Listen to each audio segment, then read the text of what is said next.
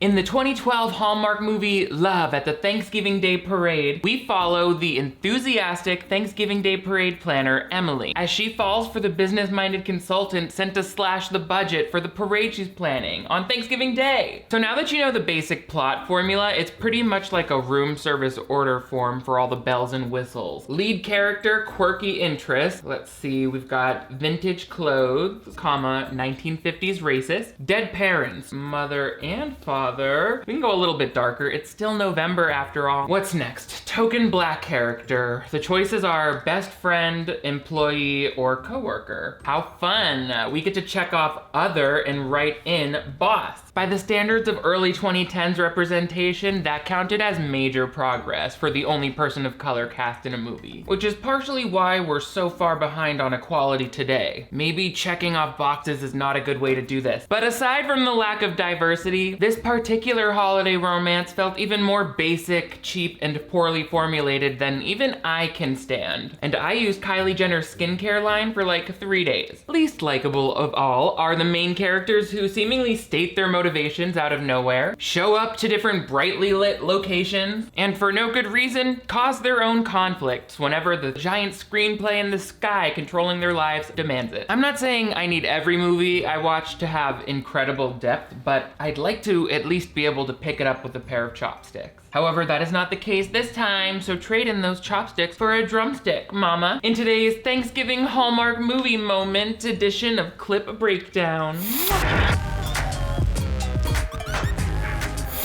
Hello television viewers, my name is Nick. Thank you so much for joining me once again on my channel for another installment of Clip Breakdown. This is the playlist where we take our favorite movies, TV movies, and other such content on the web and snap it into segments like a dead bird that you basted to say, ooh, succulent, or no, rancid. And today we went back in history time because this one is from like 8 years ago. And it's crazy to remember how much Hallmark movies have changed, even in the last 5 years. But before I give you the details, make sure you give this video a big thumbs up if you want to see even more Hallmark movies this winter. I think I went more Lifetime last year. Also, if you're new to my channel, I would love to have you click that subscribe button right over here. That way you never miss new videos from me. I upload 2 new ones every week, so turn on notifications and you'll be the first to know when I'm crunching on dead bird bones. Dead bird bones. Dum, dum, dum, dum. I really wanted to find a movie that was specific to Halloween. And when I say Halloween, I mean Thanksgiving. They all feel really similar to me. And also, I'm losing my mind with this movie and this video, so I don't know what's gonna be said, but we know that this guy, Mr. Johnny Sing-Along, has the words to get us ready for the show ahead. Chicago, Chicago, that toddling town, the town that Billy Sunday couldn't shut down. On State Street, that great street. Okay, thank you so much to Mr. Sherman, director of the local high school band, or whoever won the open mic contest to have this song featured in the beginning of the movie. But can you just hold on those hyper-specific Chicago history-related lyrics for just a couple bars? I can't pull up the Wikipedia page for Billy Sunday and locate State Street on a map at the same time. In fact, can you just skip to the verse that tells me where the gay bars are? Get dicked down in Chi-Town, it's gonna be grand. Next up, we meet our lady of the movie. Her name is Emily, and she's learning Spanish. La biblioteca. Muy bien. Oh, sweetie, I would start playing those language tapes at 1.5 speed if that's where we are at this point. She's gonna end up wandering around Venezuela during the New Year's girls trip with one of those 3 feet long souvenir cups, being like, I'm needing to get back to my hotel. Donde estrella la biblioteca? Mama, I hope one of your parents thought to put a GPS tracking device in you before you went to college. In fact, to all of you parents out there, I ask you, be honest with yourselves. And if your soon-to-be traveling child makes less than wise choices, such as letting new friends hold onto their passports or getting into cars before they really know what the plan is, gift yourself peace of mind this holiday season and have them microchipped like a dog. RFID microchips are about the size of a grain of rice and the injections barely hurt, from what the dogs tell us. Okay, so Emily then jumps on the FaceTime machine with her fiance, who she has not seen more than a couple times over the last 3 to 5 years, I don't remember, something crazy. He's like a boat fisher, marine biologist. Do not hold back, I need your honest opinion. It's wonderful.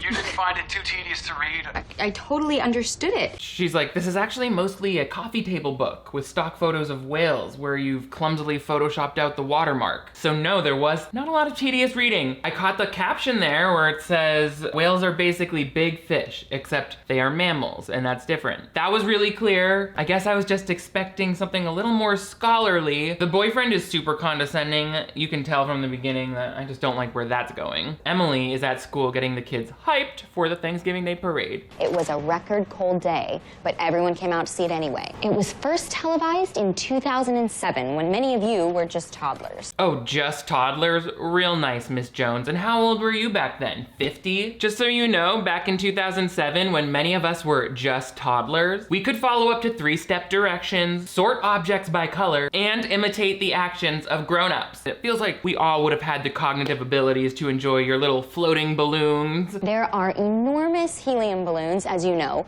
but also 1,000 high school band members appear in the parade every year. Sorry, kids. Emily doesn't work in the marketing department for the parade, which is why she's making it sound so boring right now. Miss Emily, do you think you can stick to the provided talking points and tell the kids about the fun characters and the free candy? I promise you nobody in Mrs. H's 3rd grade class cares about how many high school band members and their parents have to wake up early on Thanksgiving Day. When it comes to the topic of Santa, not every kid in the class is as excited as every other. Please, we're not 5 years old. Oh, you're right. He's not really Santa Claus. He is way too busy getting everything ready for Christmas. But sometime he will come to Chicago to be in the parade. Of course, we never know if he's gonna make it, so we always hire a guy in a Santa suit just in case. And since that guy is usually my older brother who struggles with addiction, we also have a backup old white guy. 12 years sober, has the real beard, and already owns a Santa costume. Honestly, the job should have gone to him. Emily's like, oh, in one year we thought it would be a nice idea to have our black boss sit up there on the North Pole float. But that idea leaked online and attendance plummeted 30%. Real nice, Chicago. This little thing about the kids, I hate them. Watch the parade really closely to see if it's the real Santa or if it's just a good look-alike. Or as you'll see at the end of this movie, just a bad look-alike. Back at the hotel, we see that Henry is such a buttoned-up guy. He's like buying new bedding for his hotel. I'll be in Chicago for about 3 weeks. If they want to stay competitive, they'll have to downsize by half, diversify their holdings, and consider moving their factory out of the country. It's not popular, but it's cost-effective. Okay, well, what do you know? It could also be cost-effective to just bring clean bedding from home rather than buy fresh sheets at every hotel you travel to. You're supposed to be the expert on saving money here, so don't let the stigma of your nightly wet dreams blind you from that goal. And hey, you could always sleep with your legs in a trash bag like a sack race. It's not the most popular option, but it's cost-effective. See how that sounds when it's something you care about? We also get a feeling that Henry is a little, I guess, strategic? I don't know.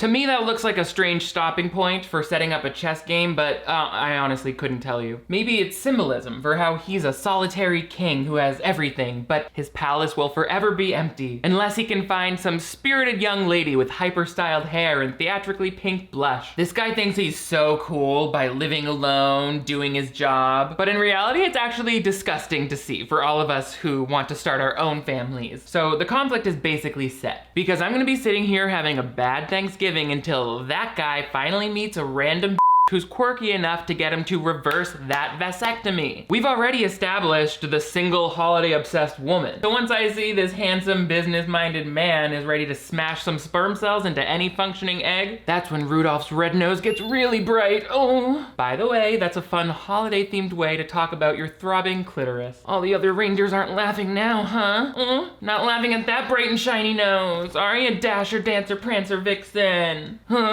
I have a good voice control when I shimmy? This, to give you some context, was the year that like The New Girl came out on TV. So I believe that's the reason why they made our main character a vintage clothing quirky girl. It's beautiful. It's a 1953 vintage original, possibly worn by someone who lived here in the city. Can I afford it? It doesn't matter because I'm willing to rob a bank. Can I borrow a mask, a gun, and a getaway car? Of course. In fact, I think I have a matching 1950s pearl-handled revolver that was possibly involved in the accidental death of a minor.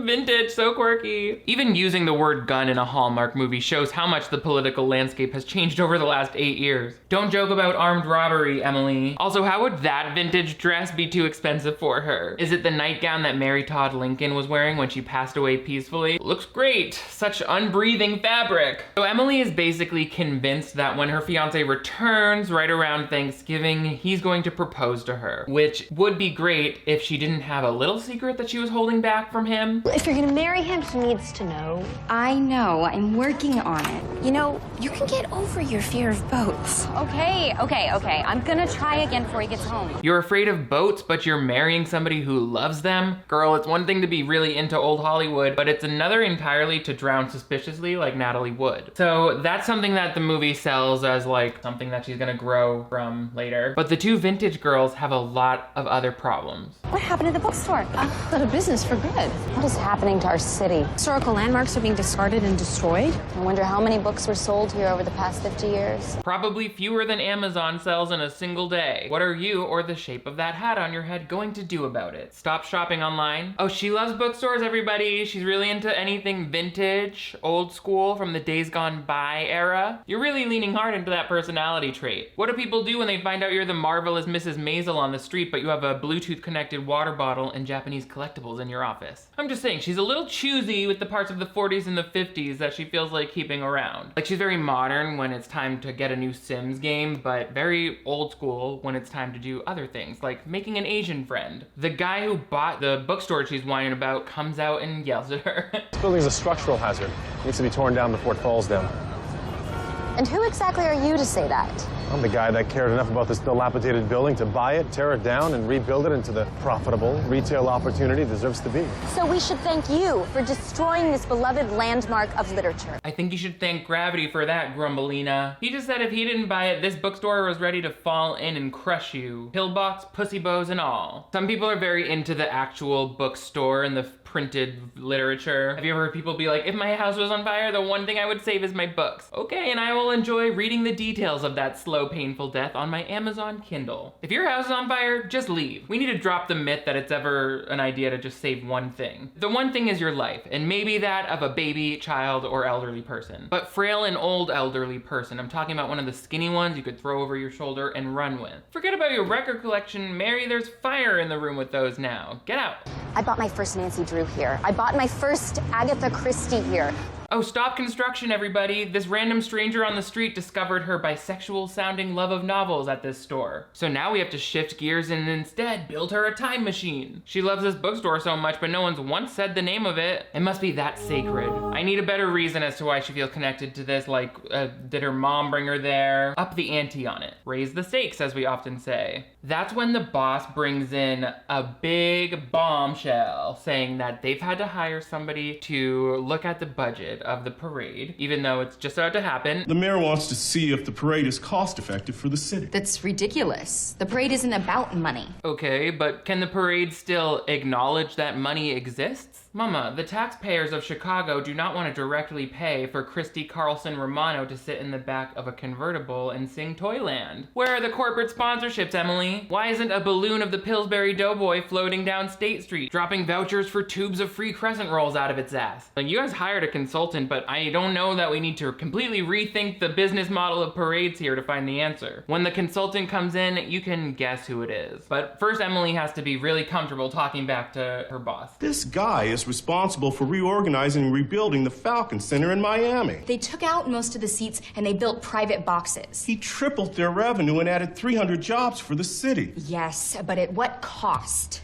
Well, it sounds like it cost money, but then they made more of it back. Revenue. That's what that word means. Isn't business fun? They're not making Emily seem like the most capable person in the workplace by, like, refusing to acknowledge that there's a financial component to why they do this parade. But if you want to see her get real attitude-y, wait till Henry walks in and reveals himself to be the new consultant. So the guy who's stealing her beloved bookstore is also the one who's trying to jeopardize the budget of her parade. So that is Tracy. She is our PR director. She works with our sponsors and retailers. Oh, so now all of a sudden we have those things. Huh. Seems like at some point, the parade did start to become about money, didn't it, Sock Hop Sally? I'm just saying, you're a highly decorated captain of the Chicago PD, that's parade department, so you should know that while this event is obviously meant to be entertaining, the cars and floats don't run on Thanksgiving gratitude alone, and the pilgrims who landed at Plymouth Rock will not be available to fetch Dunkin' Donuts for the high school tuba players who are freezing to death. I'm guessing since you all have full-time jobs doing this year-round, there has always been some revenue component of the parade for Chicago. False dilemma. I want a better dilemma. And this is not gonna work. I beg your pardon? You being here, you could conceivably destroy the parade. You need to come up with an exit plan. You can say you need to leave for personal reasons, perhaps some sort of rehab. You need to go to parade rehab, lady. It's a long line of cars and performers, not a holiday ritual to bring back your dead parents. Although if anyone from Network is watching, let's put that concept into development for a July 2022 production date. Thank you. Oh, Hallmark knows who's calling the shots, and they happen to think I'm very important over there. That's why I get multiple cards from them every birthday and Christmas. You say you grew up here? Who is O'Hare Airport named after? Lieutenant Commander Edward H. O'Hare, who earned the Congressional Medal of Honor in 1942 for shooting down 5 Japanese planes. Oh, you like the Chicago Bears? Name 3 breeds of bear that live in Chicago. By the way, the answer is leather bear, daddy bear, and those 2 polar bears who are dying of sadness in the Lincoln Park Zoo. Chicago, Chicago, we got bears in a cage. Also, I love that this movie celebrating Chicago just said, "Welcome to Chicago 1942, where you can get an airport named after you for killing just 5 Japanese people." Like, damn, Hallmark, somebody's grandparents were flying those planes. Don't boast about it and use it as your random Wikipedia airport trivia that's supposed to make us feel like this isn't all shot in Canada. I don't know why we're supposed to like Emily as a character. Like, she is a flawed character. She shows her faults here, but she never comes around to learning from them or apologizing. Where did you watch the parade? The penthouse of the Beresford Hotel in State Madison. Of course. That's why you can't understand what the parade means. You watched it from up above. Warm and cozy with your rich family, sipping hot toddies. Okay, first of all, Emily, I don't think watching the parade indoors automatically means he had a rich family that fed him alcohol. Also, what about the people who have only ever seen this parade on television? Does that make them even less of a Chicago citizen than Henry? I was on State Street with the real people of Chicago, freezing my butt off up on my dad's shoulders, waiting for the moment Santa Claus would appear and wave. I thought he waved only to me. First of all, way to gatekeep parade watching. That definitely captures the spirit of why we do this for the kids every year. Don't look at that Winnie the Pooh balloon from your apartment window, kids. Or Santa's friend Emily Bizzlebuzz or whatever will tell him what a cheap sellout you are. Second of all, that Santa probably was waving only to you. Because from the way you're describing this experience, it sounds like you were probably sat on top of your father's shoulders with your eyes rolled back, speaking in tongues. There's just a 7-year-old up there like, jingle bell, jingle bell, jingle bell rock, like that wasn't Santa waving at you magically, okay? He was truly worried that you were about to swallow your tongue. Which is kind of nice when you think about it, so I guess I see why you've devoted your entire career to this singular event. Henry is at the hotel playing chess alone by himself, and that shows you that he sucks. Meanwhile, Emily gets back on the phone with her fiance, or no, he hasn't proposed yet. Supposed to evaluate everything we're doing wrong and tell us how to make more money for the city and basically destroy everything that's special about the parade. Operations management consultant. I read about these guys in Newsweek. Oh, I'm so lucky that I'm marrying a man who reads about different types of jobs in Newsweek. The only magazine that I know how to read is Cosmopolitan. Well, I finger myself. I don't like the way they make Emily seem dependent on men throughout the entire movie. Like, you're not being helpful. She already knows what this guy's job is, Johnny Whale Wars. Use your charm. You get more with honey than with lemon. You know, don't threaten him, inspire him. You are so wise. Damn, she will really just say anything to get this guy to hurry up and sail his little dinghy back into her Thanksgiving harbor. Is that really what Newsweek said about operations management consultants? That they're susceptible to charm, but get turned off by threatening women. Like that you're dating can be sometimes. Like, what? Oh, this movie does at least something that is helpful and I've wanted other movies to do, which is like give us a little card that's like 22 days till the parade, 14 days till the parade. It gives us some amount of time passage that lets us know, like, okay, this isn't all happening in 2 days, it's over the course of a month. Anyway, Emily picks up Henry to show him the parade route and, as her boyfriend suggested, inspire him. All of the performers go through a week of parade camp to learn how to manage the helium balloons. Who pays for this parade camp? It's a volunteer program. Everyone donates their time. And even if they didn't, it would still be required for insurance purposes, ever since that donkey from Shrek balloon carried a particularly underweight 16-year-old out to sea. You can feel the excitement in the air as giant helium balloons have begun to appear in the sky. Look! There's Elmo! Are you on any medication? Yes, for my polycystic ovarian syndrome. Is that okay with you, Henry? Any other medical history you need to verify with me before you deem me worthy of that unshaven Thanksgiving Nigel? Careful, women. Don't get too excited about things that you like or you're on medication. Responsible for the cleanup. How does the city recoup the losses in revenue when State Street is closed down for 48 hours? Why are you pouting? Aren't there answers to all of those questions? Why are you even asking Emily this during her tour? It seems like she's firmly on the creative side of things, so these would obviously be better questions for Linda. So that is Linda. She's our director of marketing. What's wrong, Mr. Strongjaw? Linda didn't get high enough value appraisal for you to remember her name and title? What, did her structured blazer prevent you from properly estimating the height and width of her womb? So far, it seems like this parade consultant really refuses to consult with anyone who he wouldn't be willing to take a Cialis for. If you charged everyone that came to the parade, you could effectively pay for the entire cleanup. You want to charge people to come to the parade? It's like sports. They could sit at home and watch it there. It is not like sports, because sports games don't literally shut down the city so that they can happen in the middle of the street. He's gonna be out there on Thanksgiving Day like, close your blinds! You can't watch without paying for a ticket! You have to throw down $20 from your balcony! Like, way to overcomplicate things, boss. We already know it's a sponsored event, so just allow Bank of America to put bigger logos on those safety barriers that stop trucks from driving through the crowd. The answer is right there. I think that at this point, the two of them have known each other only a couple of days, but they both seem to be really presumptuous about each other's lives and personalities. Men like you do not get married. You fly from woman to woman, like a bee collecting pollen, except you're never satisfied with the pollen they give you. No, you want more and more pollen from newer and younger flowers. I'm sorry, is the pollen in this situation their juice? Thanksgiving stuffing in a pot, he want that wet ass. I just feel like he's never done anything to like indicate that he's some sort of playboy that Emily could have seen. Granted, when we first met him, he was getting off the phone, breaking up with his previous girlfriend Gretchen by saying, I just don't want to lead you on, I don't feel any chemistry, so I'm just gonna call it quits. But I mean, other than that, I forgot about until just now, so it clearly wasn't enough to sell that he is the playboy that Emily thinks he is. I don't know like if the movie really wants us to feel that he is, like if he actually is, because other people seem to think he's like a more reasonable dater than Emily, including me, and I know everything. How long have you been dating? 5 years. Good luck with that. Well, if he hasn't married you in 5 years, he's not going to. You are so wrong. I will bet you $5 that I will be engaged by Thanksgiving. I wouldn't make this bet with my best friend on earth, and this guy just walked up to you a couple days ago. That's way too soon to start making bets about your current relationship with a straight man. You haven't even figured out if he's covertly manipulating you into sexually suggestive situations yet. God, it must suck to be a woman. Men really think they can just do whatever they want. Listen to the way her boyfriend talks to her. ¿Hablas español?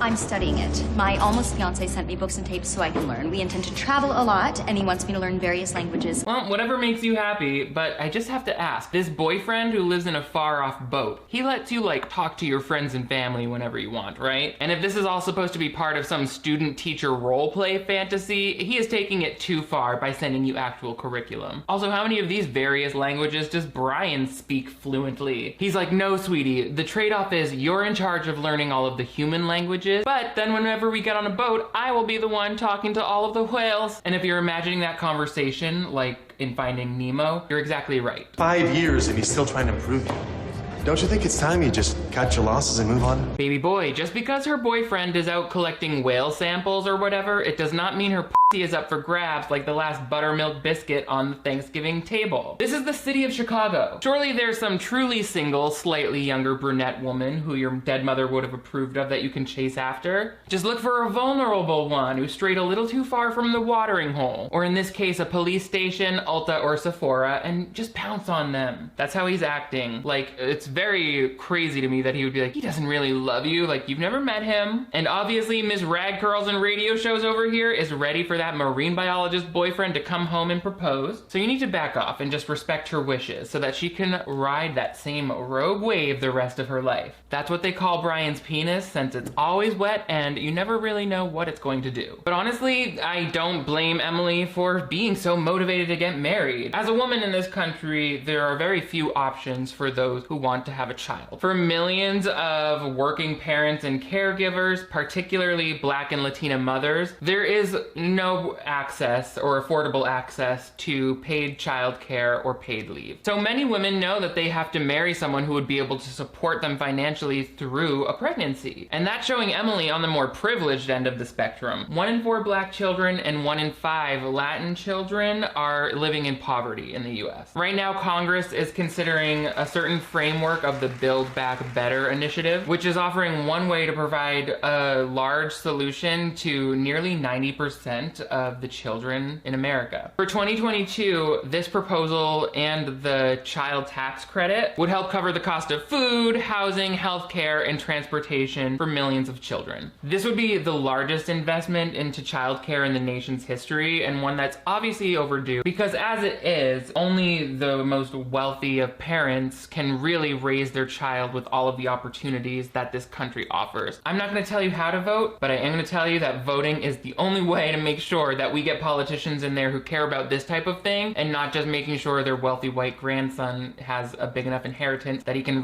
whoever he wants. Everything that Emily seems annoyed about Henry for, everyone else is like, that's kind of normal. You're the weird one. I tried to inspire him about the parade, but he's your typical trust fund entitled playboy, and he will be 75 years old with a 24-year-old girlfriend, living out his days lounging around his mansion in his pajamas. That's Hugh Hefner. Exactly. Okay, I don't know why she instantly assumed this guy has like a trust fund, or why she keeps forcing the connection between him not fully enjoying Thanksgiving Day parades and him not being able to commit to a romantic partner. Like, projection much? Lady, you dress up like one of the non-union extras in a 1950s Netflix series full time, and I have not heard one single person judge you for it other than me. But that's only because you keep thrifting all of the costume pieces I need for my community theater production of Bye Bye Birdie. See, you're not the only one with a special event to plan. Marjorie and Margaret with your bonnet on. Also, timely reference to Hugh Hefner. He's dead. How dare you?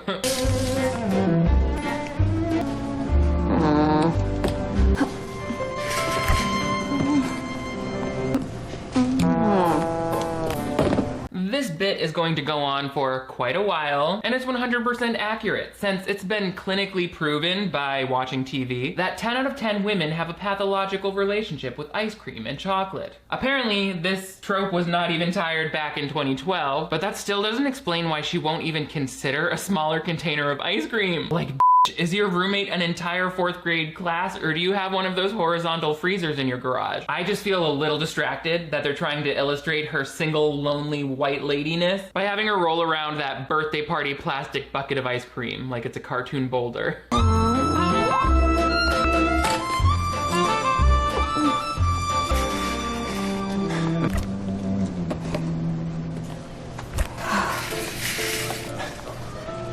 This feels like a Pixar animated short film that they would play before the full movie on an Amtrak train to hell. And the full movie would be Chairman of the Board, starring Carrot Top. I also can't stand that they had her get in a recording booth and redub all of these annoying squeaks and groans throughout the entire thing. Are you finding everything okay as you navigate our Frozen section? I only ask because your high-pitched Misty Mice squeals were interfering with the radio signal on our walkie-talkies. But now that I'm here, I can see that you are just a woman picking out a flavor of ice cream, so I'll give you some privacy. Unlike that hot guy in the long jacket back there who's been staring you down, we are watching the negative media stereotype that it's common or healthy for people, particularly women, to binge on certain foods when they feel emotional, or as a replacement for a partner, or finding, satisfaction in life. The reality of it is that binge eating disorder and disordered eating behaviors of all kinds affect people from every walk of life and every possible gender. For confidential chats, hotlines, and resource videos, go to nationaleatingdisorders.org. They really thought they were being clever with this whole ice cream scene, but all it does is leave me so angry. Watch what happens next. Hello. What are you doing here? Things you would never ask to the person who just got in line behind you at the grocery store. Like what? What do you think I'm doing here? Checking out my f***ing prosciutto. No ice cream? Why would you ask me about ice cream? No reason, it's just what I came in for. Have a nice evening. You too. Just 1 minute. They're officially trolling us with these ice cream quantities now, right? Like, wouldn't this gag have gone just a little more smoothly if she were juggling quarts or pints? Because suddenly buying that much ice cream makes her seem fully unstable. First of all, I think it would have been easier to understand what was going on if she were picking ice cream flavors and they were smaller containers. So maybe she's like picking out her favorite flavor and then she's like, oh, I'm not gonna get any, and she just walks away. But then when they're in line at the grocery store, she sees him with Rocky Road and he's like, it's my favorite flavor. So she goes back and gets all 3. But even beyond that, it feels weird that this movie decided to show that Henry is aware that Emily seeing him, a man, having the confidence to buy the food he wanted to eat, it would make it okay for her to do as well. And he's a hero for that. And you can tell from that smirk while he's spying on her that this is exactly what he likes in a woman. Yes, yes, do as I subconsciously signal to you, my brainless hamster. Meanwhile, Emily is just all sorts of things that need men to fix, like being afraid to get on a boat. She still can't do it. She's still acting very icy towards Henry though, because you know, he's a threat to the parade. Good morning, everybody. I brought you all a little treat to help kick off the Thanksgiving season. Holiday cheesecake. I know there was some obvious product placement influencing this scene, but do Canadians think that Americans eat New York style cheesecake as a breakfast food? Because I know I do, especially if someone brings it into the office. And if you ever worked in an office before the pandemic, then you understand the weird culture around people who bring in holiday treats. It happens for like 3 months once Thanksgiving starts, and the whole office will come out like roaches to devour that German chocolate cheat cake before it's even 9:30 a.m., I promise you. Oh, you had a 7-pound bag of peppermint bark flavored Lindor truffles? Boom, gobbled up like an appetizer. They don't even taste good. That's probably why someone brought them to work. In order to inspire the man, the woman takes him to one of the favorite restaurants and they start to get to know more about each other. And she talks about the importance of having a home base, a home. Home is the only place you can have nutty movie night. I'm afraid to ask. Nutty movie night is where you sit in your underwear and you eat peanut butter out of a jar and you watch old movies. No, honey, it's where you do that. That's just your weird thing. How dare she just blurt out nutty movie night to someone she doesn't know without any further explanation? We get it, you really loved 500 Days of Summer, but please stop torturing us with your personality. So instead of going to the stuck-up fancy restaurant, Emily brings Henry to her favorite place, which is a little more down to earth. I worked here in high school, and this is where I have Thanksgiving dinner every year. Gianna cooks for anyone who shows up. My mom died when I was a baby, and my dad raised me. He was a cop. Well, it was very noble of him to leave the force in solidarity with the Black Lives Matter movement. He died when I was 17. Ooh, I really should be letting you finish your sentences more fully. I can see that now. Anyway, what about your dead dad? That's him. He saved this place from being robbed when I was like 9. The robber had a gun, but my dad took him down peacefully and no one got hurt. Gianna put up his picture as a thank you. Wow, that's quite a story. And it wasn't cool of me to assume that a picture of a cop inside an Italian restaurant was some sort of mafia thing. Although, don't we feel like it would have been more meaningful if Gianno had named a pizza after him? Then he could come over and be like, hey, come over here, take it about a hot and tasty Officer Charles pizza. He made it so nobody get a bullet with their breadsticks. I'm Italian, I can do the accent. Henry has this like tenuous theory about the best days ever of your life. So was that your best day ever? I have this theory that we all have one best day ever. When you're not too young or too old. You're not wise enough to know you can fail or not naive enough to think things come easy. And yeah, I would say it was my best day ever. Which day? When your dad narrowly survived an armed hostage situation, or the day the pizza place hung his picture up? Actually, I feel like either of those would be weird choices for you. Henry's like, my best day was the first time I had sex with a woman, but I assumed since you're a girl, yours would be related to one of your father's accomplishments, and I was right. I don't know what he's talking about. Not naive enough to know, like, what it doesn't connect to anything. At this point, they're just words they say that, like, are checking off boxes for finishing this first act requirements of laying the seeds for their romantic relationship. They'll circle back to the best thing day at the end, and that's supposed to be closure. Buon appetito. Grazie. This is called Buddha. It's one with everything. I'm about to Christmas kick you in the face if eating this pizza for lunch doesn't put me into a long winter's nap first. I dare you both to share that whole pizza and then go back to work giggling over files together for the rest of the afternoon. No mints, no gum, no Tums. Let's really put this blossoming romance to the test, Mr. and Mrs. Onion Breath. Anyway, time for pizza giggles time.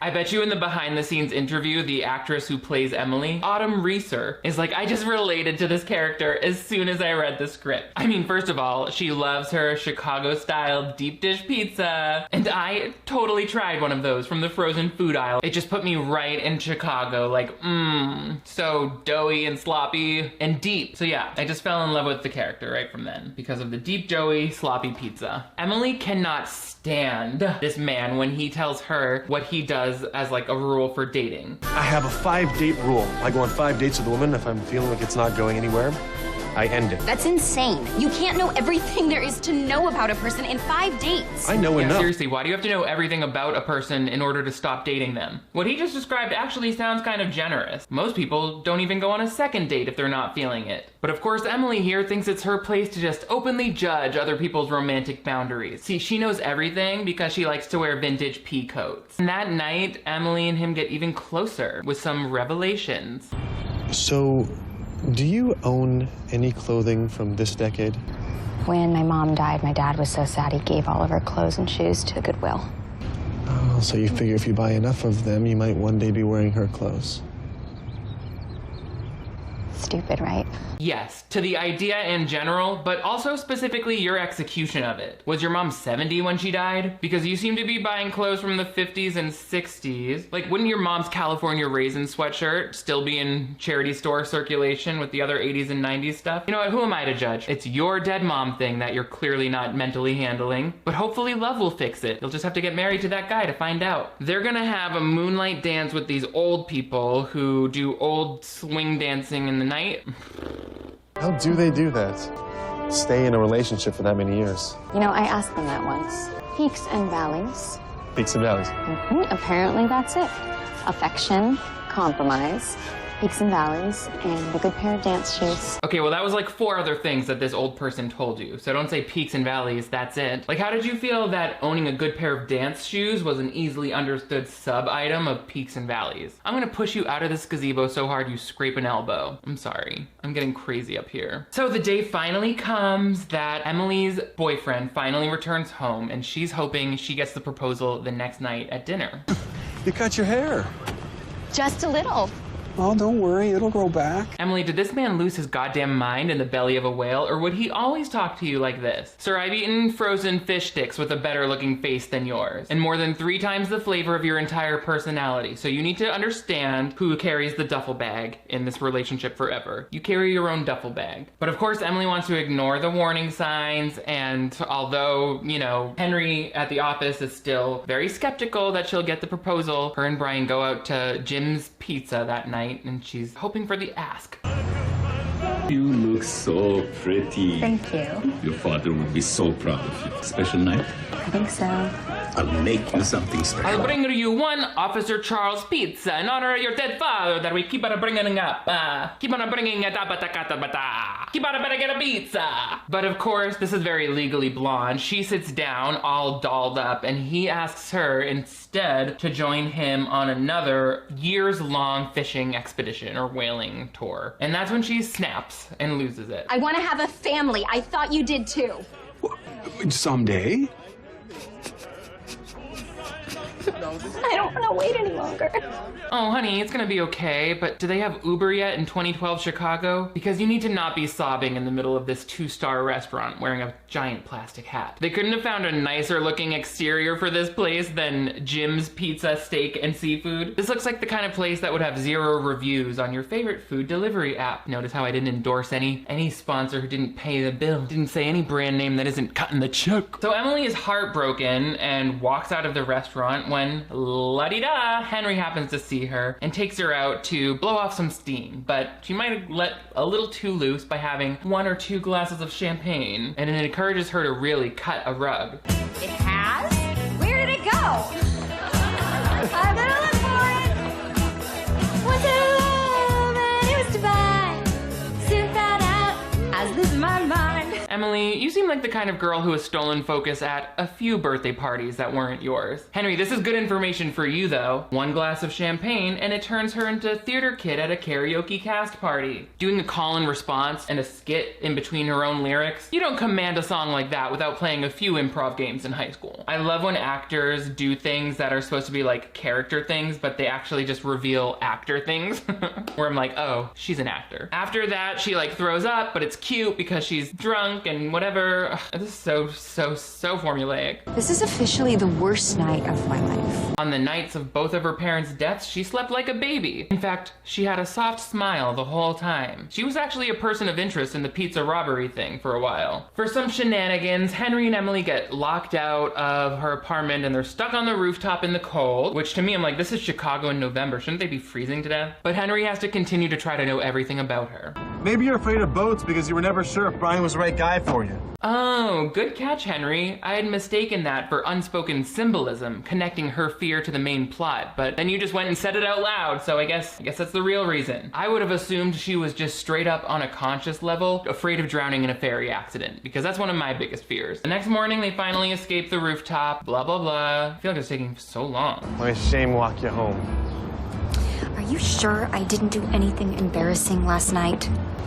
I wouldn't worry about it. It wasn't anything bad enough to put on YouTube. Well, it's actually not up to you to decide what's bad enough to put on YouTube, okay? You cracked pepper Trisket. That's why I'm over here behind this long table talking about your movie like it's the only thing that matters in the universe. Which it is, as far as this particular video recording of Nick is concerned. To me, love at the Thanksgiving Day Parade is all I will ever know or talk about from the time these words leave my mouth throughout all of eternity. The sacred love story between these two individuals, Emily Gloopy and Henry Schmoopy. Sometimes I'll be talking out loud and then I'll think to myself, oh my god, I'm having an acid flashback. But then I'll keep talking and then I'm like, oh no, that's just the way that I think now. Do you guys have time for a quick little parade getting ready montage? Trust me, you don't want to miss this one. The reindeer fly, I wave goodbye. That poor parade worker is feeling the holiday stress. She said, I specifically told them in my interview I don't know how to use a sponge. It's okay. This is just the Lord testing me like he did at my last job when he let me get caught stealing. So Henry is now head over heels for this woman, putting up her picture in his office and taking covert pictures of her in general. Like, that's weird. But you know, Emily is still recovering from her broken heart. So there's still some tenderness there. Hello? What are you doing? New York Times crossword puzzle in ink. Oh, impressive. I know, right? Are those your only plans for the evening? I'm sorry, are either one of you taking this phone call from the cabin of a cruise ship? Because there's this terribly unnatural delay between each of your lines. Dear filmmakers, there is no law saying you have to use split screen to show a telephone conversation. Because not everything is an episode of Saved by the Bell. It just looks so dated to me. It's clearly hard to execute properly, and it just calls so much attention to itself. If you must know, I am sitting on the floor, eating chocolate and peanut butter out of a jar, watching Miracle on 34th Street.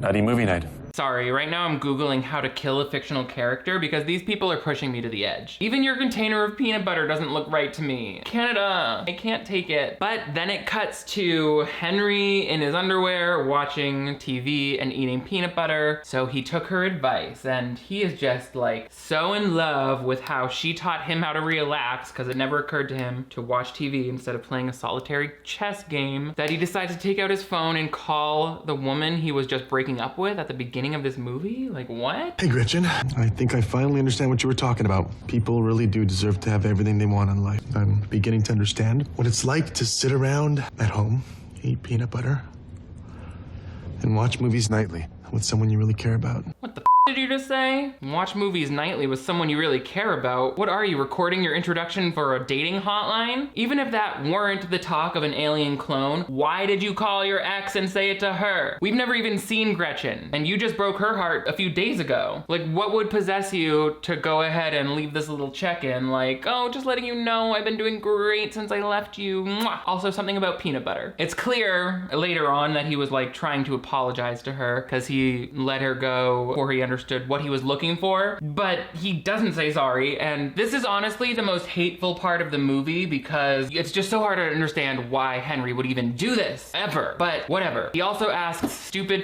f***ing whatever her name is out on a date. Ugh. This is so not a date. So why are you putting on lip gloss? Oh, you're really thinking about this, huh? Well, it could be because your lips are dry. Maybe you think it looks pretty or it has a nice fragrance. Sorry, it caught me off guard, that question, because it's more of a private thought that someone would usually have rather than something you would say out loud to yourself in an empty room. I'm sick of people having the out loud debate. This is so not a date. Is it a date? Like, oi, cliche. It's not a date. You wearing that hat deserves a court date, mama. You look like Princess Peach wearing Bowser's shell on her head. But things feel pretty date-like as soon as they get to the college basketball playoffs. Are you kidding me? My grandmother could have seen that. Get some glasses,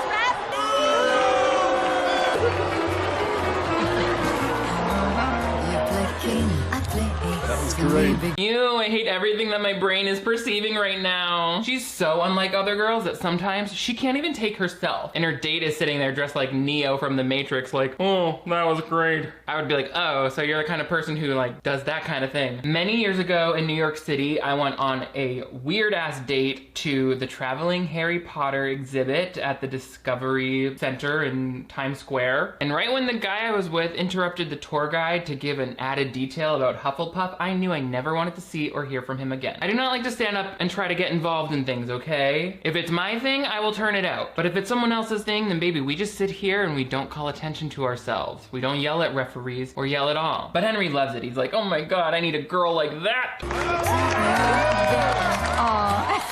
This cam, they've been doing this for years. Yeah, at every basketball game all over the world. Thank you for mansplaining something that is super self-explanatory while these 3 children in front of us kiss each other. Who wouldn't want to come to such a place? You know what's gonna happen next, right?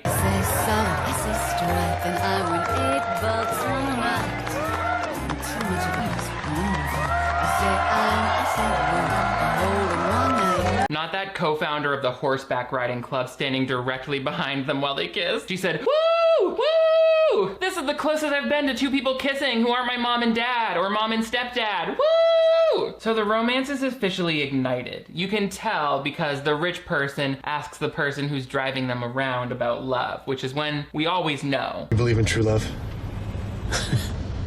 I've been married 16 years, sir. I didn't stand a chance. I fell in love with my wife the first moment I saw her. In fact, that's how we met. I saw her and got so distracted by her smile that I hit her with my taxi. But I promised that one day I would make it up to her, you know, if she ever wakes up. Her friend is like, you gotta tell Henry how you feel, you know, gotta go with your gut. Tell Henry how you feel. Too risky.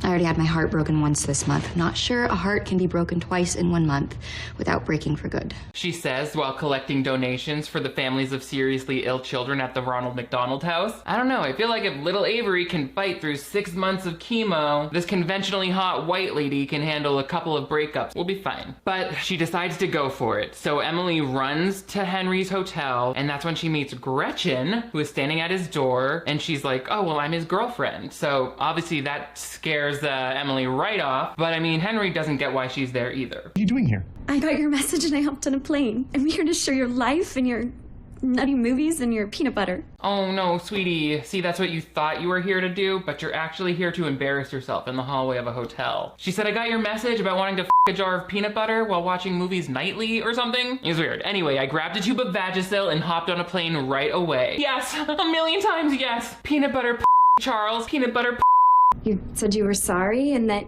you were beginning to understand what a relationship could be.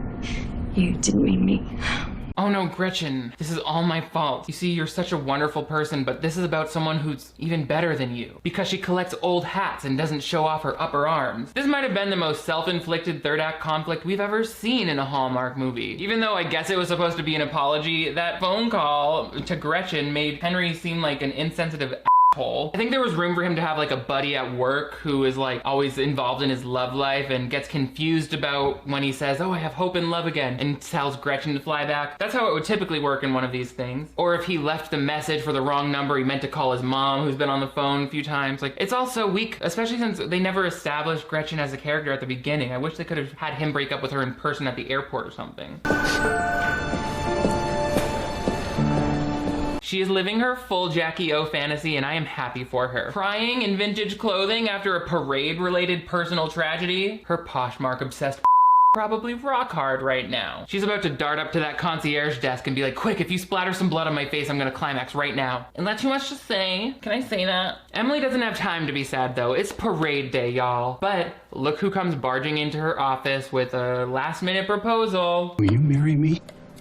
Emily, don't do this. He loves me. Loves you. He knows nothing about you. You don't know that. Who is this guy? He's somebody that I work with. Yes, Brian, I will marry you. Wait, did they cut some scene out where she gets a curse that will turn her into Ogre Fiona from Shrek if she doesn't get married by Thanksgiving Eve? Just relax, lady. This guy is going to force you to live on a boat for 2 years just so he can give that jar of peanut butter you introduced him to a rest. You have no reason to go. But she does say yes to him, and you know it's not right because she's sleepless and she's crying. It's not funny. But it's the day of the parade, and Henry's leaving. Everyone's getting packed up.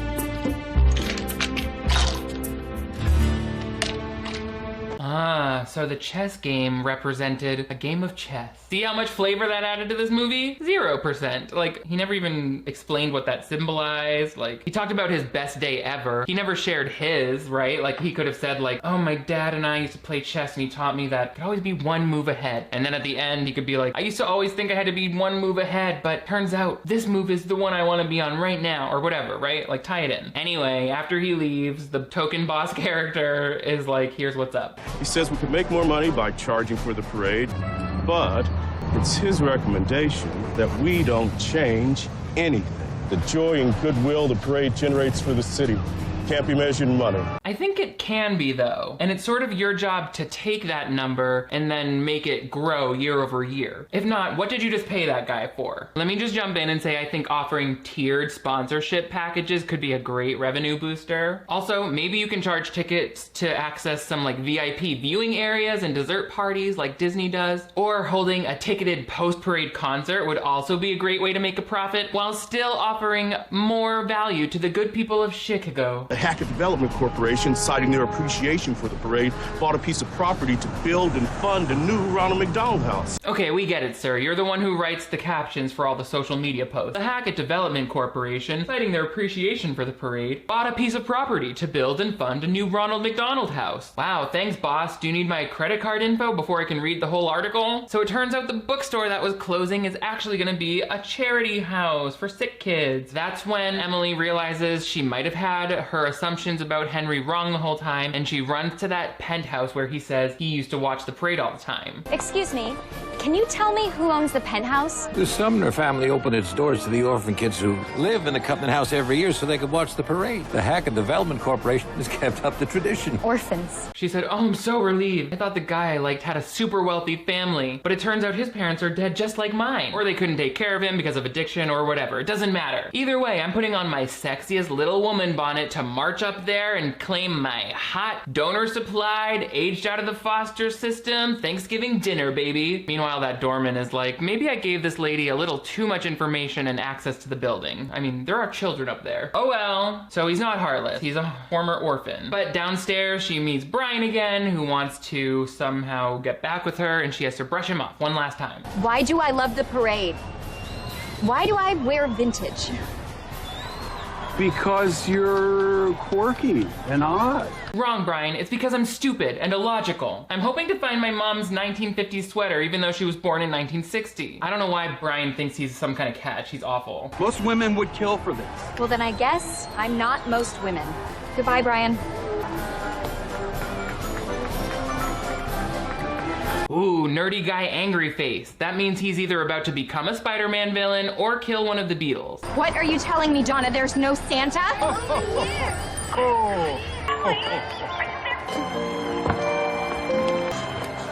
Where's Brian? All the kids watching are like, okay, so Santa just took his beard off to talk to the lady he's trying to So I'm pretty sure this is not the real deal. Is this why they set up for her to be like, take a close look to see if it's the real Santa? What, so that they wouldn't be disappointed? Okay. Anyway, they confess their love for each other. They've known each other for less than a month, by the way. Just saying. Straight people are wild and... I am so in love with you.